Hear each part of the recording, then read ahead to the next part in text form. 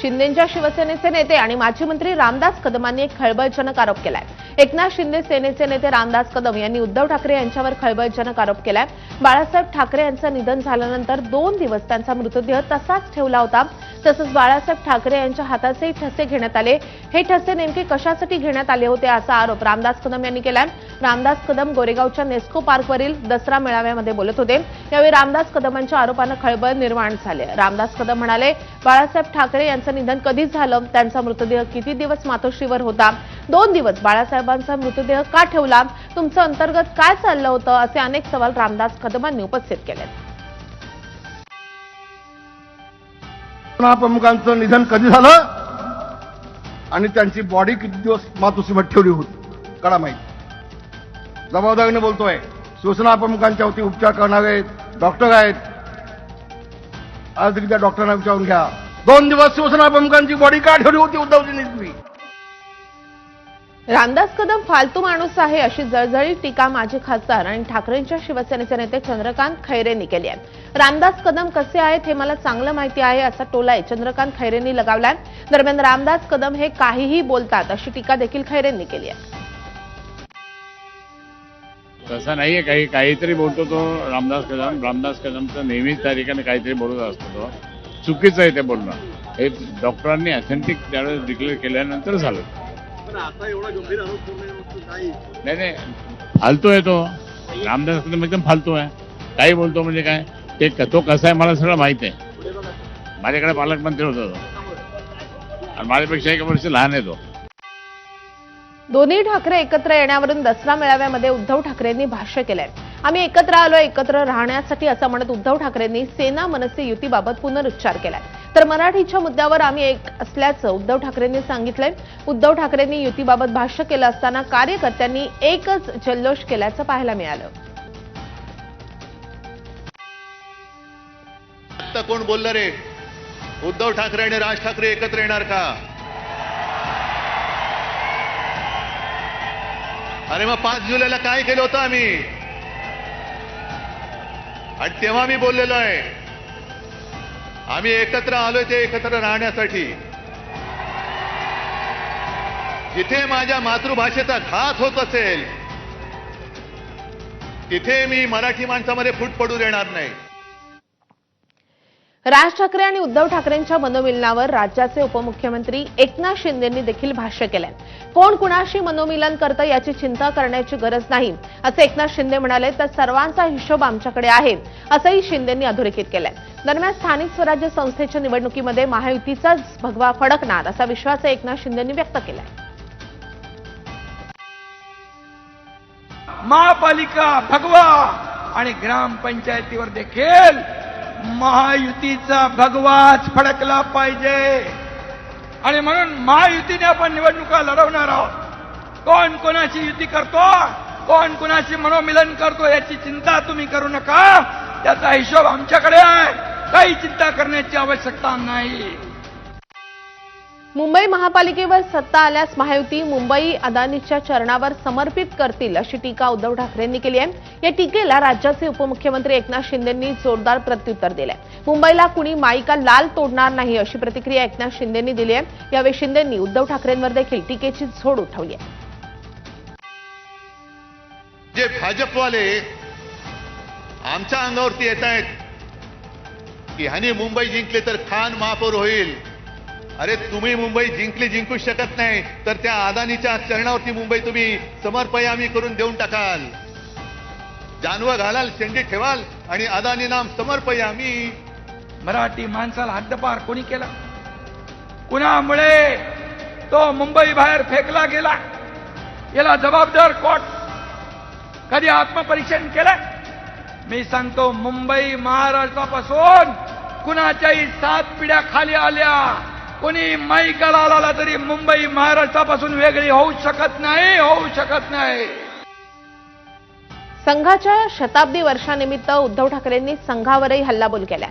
संघाला 100 वर्ष झाल्यानंतर तुम्हाला समाधान आहे का की ज्या कामासाठी संघाने 100 वर्ष मेहनत केली आणि त्या मेहनतीला आज लागलेली ही विषारी फळं ही फळं बघितल्यानंतर तुमचं समाधान होतंय का, असा सवाल उद्धव ठाकरेंनी मोहन भागवतांना केलाय. तर संघाकडून समर्पितपणे देशाची सेवा करण्यात आल्याचं शिंदेंनी म्हटलंय. 100 वर्ष झाल्यानंतर मोहन भागवतांना मी सांगतोय की भागवत साहेब, ज्या कामासाठी 100 वर्ष संघाने मेहनत केली आणि त्या मेहनतीला आज लागलेली ही विषारी फळं, ही फळं बघितल्यानंतर तुमचं समाधान होतंय का, तुम्हाला आनंद मिळतोय का, की याजसाठी केला होता अट्टहास, ही विषारी सगळी फळं त्या झाडाला लागलेत. 100 वर्ष त्यांना झाले. एक समर्पित भावनेने त्यांनी या देशाची सेवा केली. राष्ट्रभक्त देशभक्त RSS वर देखील टीका करण्याचं काम तुम्ही करता. तुम्ही कसले हिंदुत्ववादी? लोकप्रिय मुख्यमंत्र्यांच्या यादीमध्ये फडणवीस 10वे असल्याचा टोलाही उद्धव ठाकरेंनी लगावलाय. आमचे हे जे मुख्यमंत्री आहेत हे मुख्यमंत्री आम्हाला शिकवतायत जे लोकप्रिय मुख्यमंत्र्यांच्या यादीमध्ये 10व्या स्थानी आहेत. उद्धव ठाकरेंनी इंडिया टुडेनं केलेला सर्व्हे दाखवून फडणवीसांवर टीका केली आहे. उद्धव ठाकरे यांनी संपूर्ण यादी वाचत मुख्यमंत्री देवेंद्र फडणवीस यांच्यावर निशाणा साधलाय. त्यानंतर शिंदेंनी त्याला जोरदार प्रत्युत्तर देत तुमचा नंबर खालून वर होता असं म्हटलंय. इंडिया टुडेने एक सर्व्हे केला की most popular CM across India. आता गेल्या 2-3 महिन्यातला सर्व्हे आहे, म्हणून मी त्याचं कागदच घेऊन आलेलो आहे. पण आज जो हा सर्व्हे झालेला आहे, आलेला आहे, त्याच्यामध्ये सगळ्यात पॉप्युलर उत्तर प्रदेशचे मुख्यमंत्री योगी, नंबर 1, 2 ममता, 3 चंद्रबाबू, 4 नितीश कुमार, त्याच्यानंतर स्टॅलिन आणि 10व्या ह्याच्यावरती आमचे मुख्यमंत्री देवेंद्र फडणवीस. नशीब 10वे नाही तर फडणवीस म्हणून 20वे आले असते. मुख्यमंत्री देवेंद्र फडणवीसांवर काही टीका केली नंबरवर, लोकप्रियता नंबरवर. अरे त्यांचे तर वरून खाली आले नंबर, वरून खाली येताना नंबर लागला. तुम्ही मुख्यमंत्री असताना घरात बसून खालून वर नंबर आला तुमचा, ते विसरला. एकनाथ शिंदेंच्या सेनेवर निशाणा साधताना उद्धव ठाकरेंनी जोरदार हल्लाबोल केलाय. अनेक पक्षांचं लक्ष शिवसेना फोडण्याकडे आहे, पण एक गोष्ट लक्षात ठेवा, जे पळवलं ते पितळ होतं. माझं खरं सोनं माझ्याकडे आहे. माझ्यासाठी हे माझं सोनं आहे. जीवाला जीव देणारी माणसं, निष्ठावान शिवसैनिक हेच माझं सोनं आहे. या सोन्यामुळे मी पुन्हा उभा राहीन असंही उद्धव ठाकरे म्हणाले. तर शिवसैनिकच माझी संपत्ती आहे असं म्हणत शिंदेंनी प्रत्युत्तर दिलंय. की अशी जीवाला जीव देणारी माणसं हेच खरं आयुष्यामधलं सोनं असतं. आणि म्हणूनच अनेक पक्षांचं आपल्या शिवसेना फोडण्याकडे लक्ष आहे. आणि त्यांना असं वाटलं की काही जणांनी त्यांनी पळवलंय, जे पळवलं ते पितळ होतं, सोनं माझ्याकडेच आहे. हे व्यासपीठ हे माझं वैभव आहे. हे व्यासपीठ माझं वैभव आणि हे बसलेलं समोर माझं ऐश्वर्य आहे. ही माझी संपत्ती आहे. संपत्तीचा मोह आम्हाला नाही, प्रॉपर्टीचा नाही. बाळासाहेबांचे विचार हीच आमची संपत्ती आहे.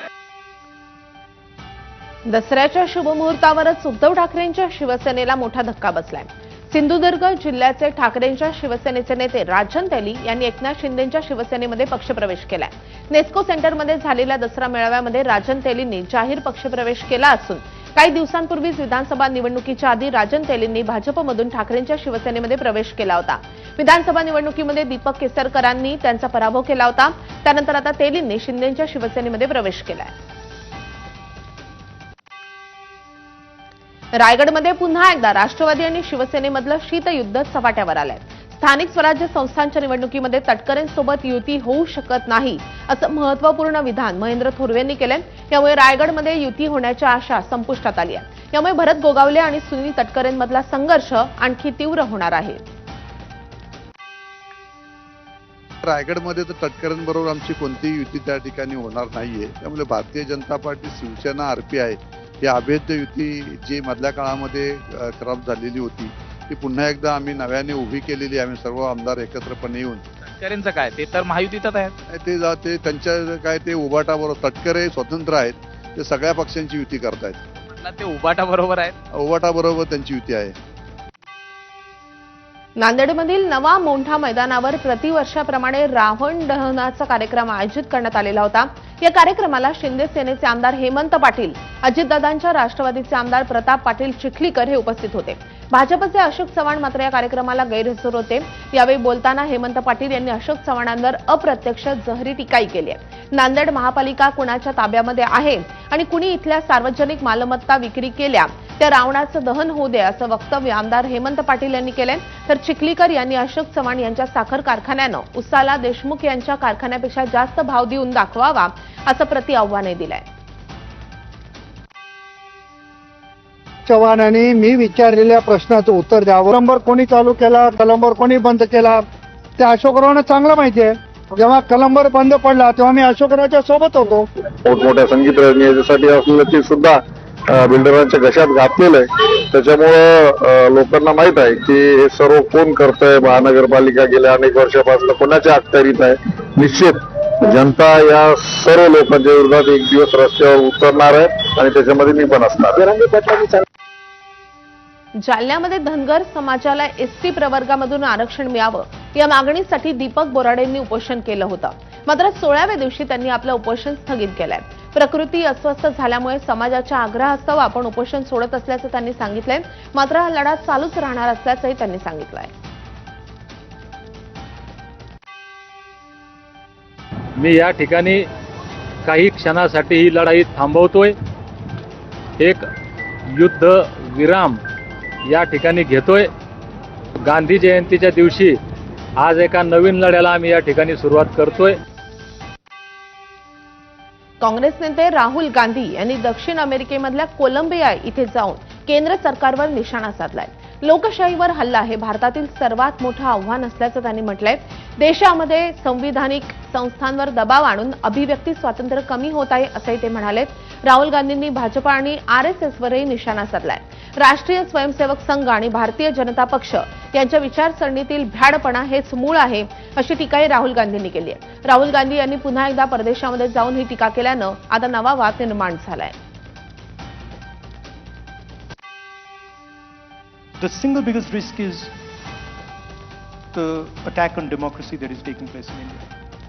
Because India has multiple religions, multiple traditions, multiple languages, and India actually is a conversation between all its people. And currently there is a wholesale attack on the democratic system in India. Other big risk, different conceptions, different parts of the country. Allowing these different traditions to thrive, giving them space to express themselves is very important for a country like India. We can't do what China does, which is suppress people and run an authoritarian system. Our design just will not accept that.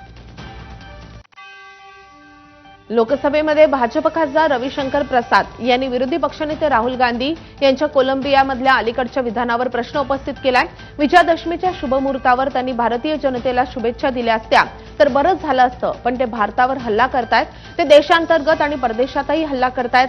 जर कोणी देशाच्या विकासाचा, भाजपचा आणि पंतप्रधान मोदींचा मुक्तपणे अपमान करत असेल तर ते राहुल गांधी आहेत। त्यांना देशाविरुद्ध बोलण्याचा अधिकार नाही। आम्ही त्यांच्या विधानाचा तीव्र निषेध करतो असं म्हणत रविशंकर प्रसाद यांनी संताप व्यक्त केलाय। अच्छा होता विजयदशमी के शुभ अवसर पर भारतवासियों को शुभकामना देते, लेकिन वहां तो भारत पर ही हमले कर रहे हैं। देश में करते हैं, विदेश में भी करते हैं। भाजपा को और प्रधानमंत्री मोदी जी को गाली देते हैं तो राहुल गांधी है। तो लोकतंत्र में तो आपको एक प्रकार से गाली देने का अधिकार दे रखा है हिंदुस्तान में। अच्छा होता विजयदशमी के शुभ अवसर पर भारतवासियों को शुभकामना देते, लेकिन वहां तो भारत पर ही हमले कर रहे हैं। देश में करते हैं, विदेश में भी करते हैं। कोलंबिया के बगोटा में कहा है कि भारत में लोकतंत्र नहीं है, लोगों को बात करने की आज़ादी नहीं है। ये देश के विकास को, भाजपा को और प्रधानमंत्री मोदी जी को गाली देते हैं तो राहुल गांधी है। तो लोकतंत्र में तो आपको एक प्रकार से गाली देने का अधिकार दे रखा है हिंदुस्तान में, और आप कह रहे हैं लोकतंत्र नहीं है यहाँ पर। तर या बातम्यांसोबतच बुलेटिनमध्ये घेतो अगदी छोटासा ब्रेक। लगेचच परततोय, पाहत राहा एबीपी माझा।